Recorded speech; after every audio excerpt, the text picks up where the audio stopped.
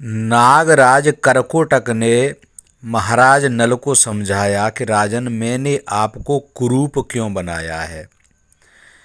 अब आपको कोई नहीं पहचानेगा। ये जो बुरा समय काटने के लिए ये आवश्यक था।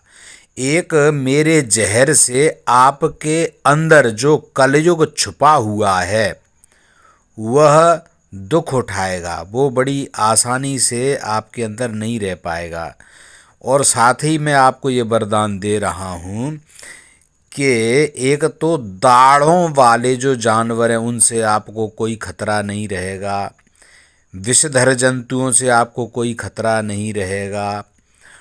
और जब भी आप चाहोगे तब अपने रूप में आ जाओगे। ये वस्त्र ले जाइए, ये ओढ़ना और मेरा नाम लेना, तभी आप अपने रूप में आ जाओ।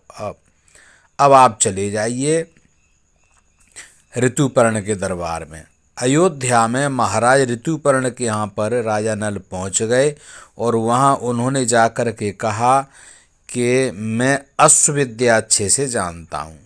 तो इसलिए ऋतुपर्ण राजा ने महाराज नल को अपने अश्वशाला में उनको कार्यभार सौंप दिया और उनको 10,000 मुद्राएं साल भर में देने के लिए कहा।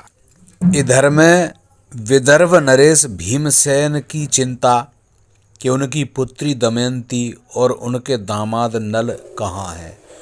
तो उन्होंने असंख्य ब्राह्मणों को इस कार्य के लिए संपूर्ण पृथ्वी पर भेज दिया कि ब्राह्मण अपनी योग्यता के आधार पर या अपनी विद्या के द्वारा यत्र तत्र जाएं और मेरे दामाद और मेरी पुत्री का पता लगाएं।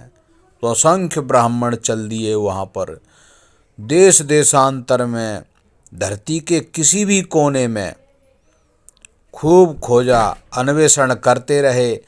अब क्या होता है, एक सुदेव नाम के जो ब्राह्मण हैं उन्होंने महारानी दमयंती को चेद नरेश के राजमहलों में देखा। वहाँ पर वो सैरंध्री का कार्य कर रही थीं।